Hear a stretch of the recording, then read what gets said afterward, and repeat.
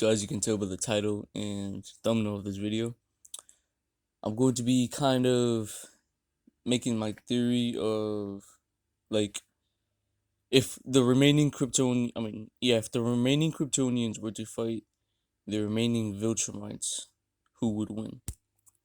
Now in the latest comics that came out for the Invincible universe, um that it's like thousands of years in the future, and I don't doubt that the Viltrumites have, they repopulated way too much that would outnumber the Kryptonians because Thrag already he made thousands of children, um, and they live forever. So thousands of years later, they're gonna have their own mates. They basically have their own Viltrumite children, um, and then so on, so on, and then the pure Viltrumites that were still alive, they made it, had their own children.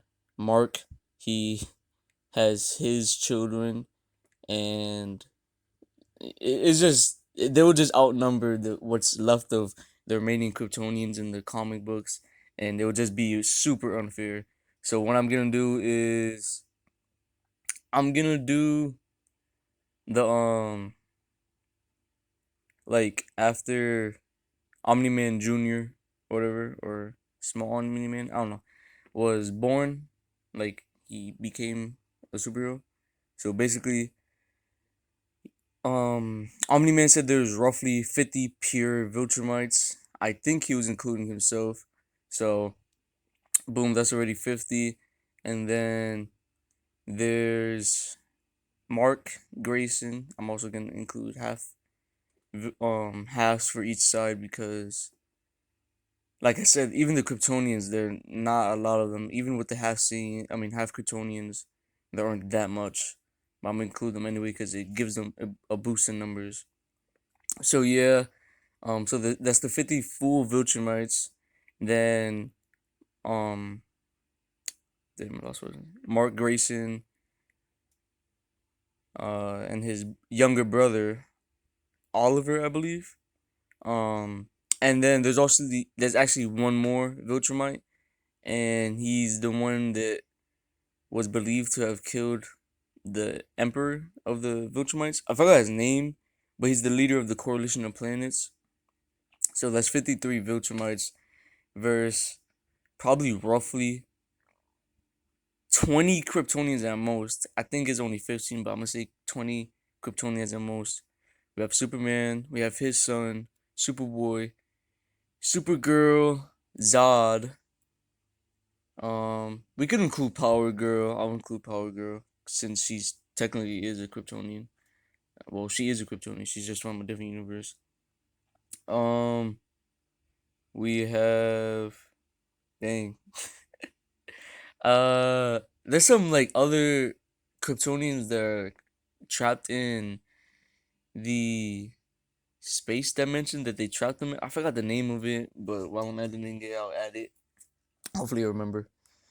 Then we have.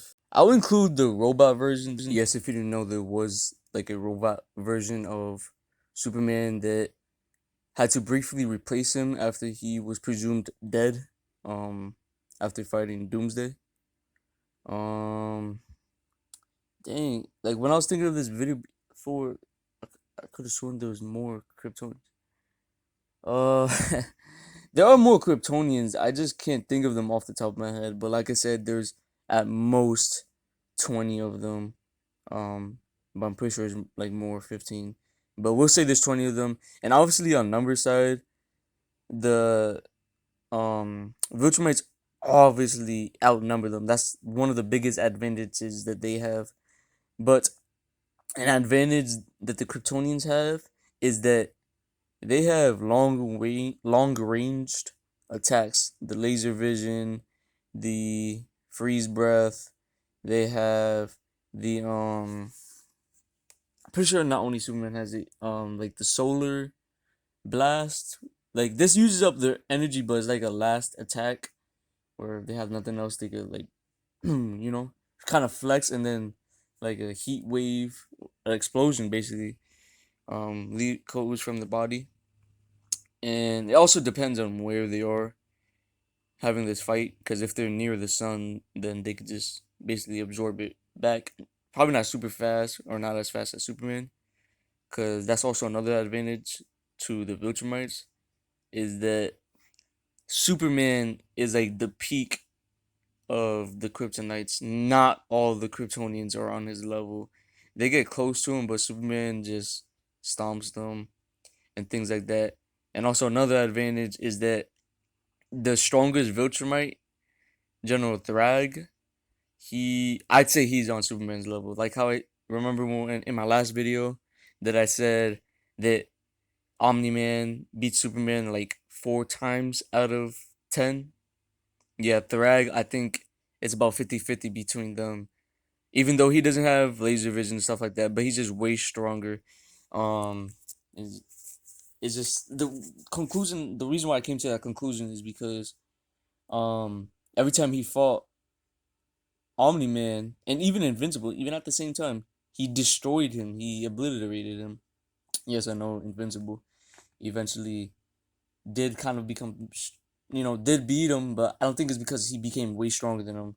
I think it's because Thrag was jumped, and then, anyways, the point is that um, uh, General Thrag, I would compare him in his prime to Superman, and yeah, and then like I said with Mark, uh, I'm gonna keep it fair. I'm gonna leave it the version where he's at that power level.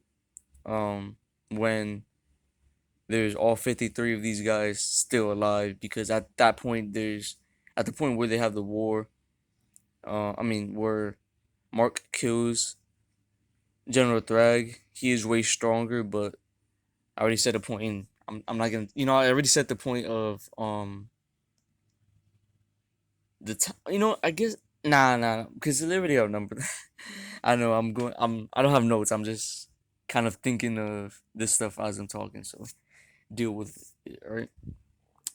But yeah, that's another advantage. And also the uh invincible species. Damn, I forgot this.